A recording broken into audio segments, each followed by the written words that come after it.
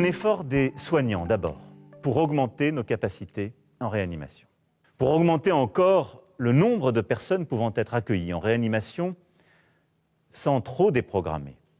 Ils sont et seront appuyés dans les prochains jours par des renforts supplémentaires. Le nombre de lits en réanimation a déjà été porté à 7000. Et je veux ici remercier les étudiants en médecine, les retraités, le service de santé des armées, tous les volontaires de la réserve sanitaire. Tous sont mobilisés, seront mobilisés de manière accrue pour porter dans les prochains jours notre capacité à un peu plus de 10 000 lits, en particulier aussi avec l'ouverture de nouvelles capacités d'accueil dans certains hôpitaux parisiens.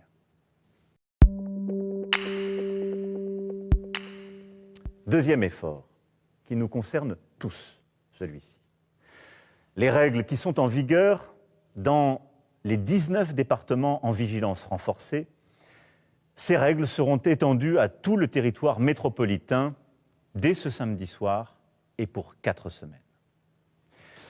Et donc, chacun doit veiller, non pas à s'enfermer, mais à limiter au maximum les contacts, les rencontres, les moments de proximité avec d'autres personnes.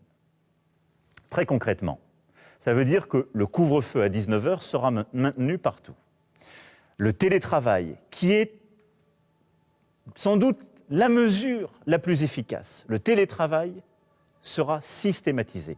Et j'appelle tous les travailleurs et tous les employeurs à y avoir recours à chaque fois qu'ils le peuvent. Les commerces seront fermés sur tous les territoires métropolitains, selon la liste déjà définie dans les 19 départements aujourd'hui concernés.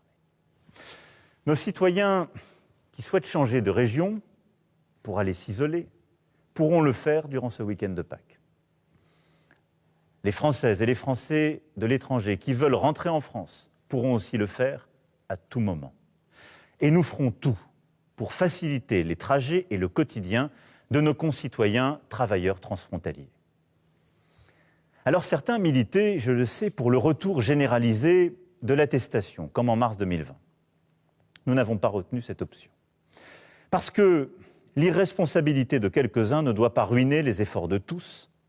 Les contrôles, les sanctions seront renforcées sur la voie publique pour limiter les rassemblements, parce que c'est là que le danger existe, et pour encadrer la consommation d'alcool. Mais très clairement, nous faisons le choix de la confiance, nous faisons le choix de la responsabilité, et si je puis dire, de la respiration. Oui, il faut freiner le virus.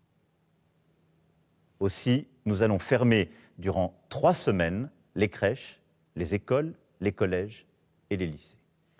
Mais oui, nous devons préserver l'éducation et l'apprentissage. C'est pour cela que le calendrier scolaire sera adapté pour ne pas laisser nos enfants seuls et sans apprendre.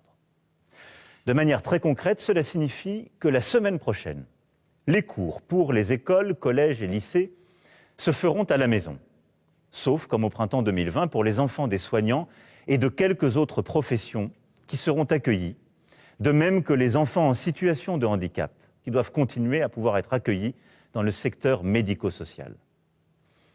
Les 2 semaines suivantes, soit à partir du 12 avril, la France entière, quelle que soit la zone de vacances, sera placée en vacances de printemps.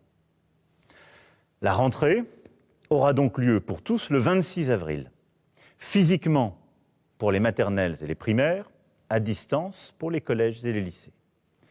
Le 3 mai, les collégiens et les lycéens pourront retrouver physiquement leurs établissements, le cas échéant, avec des jauges adaptées.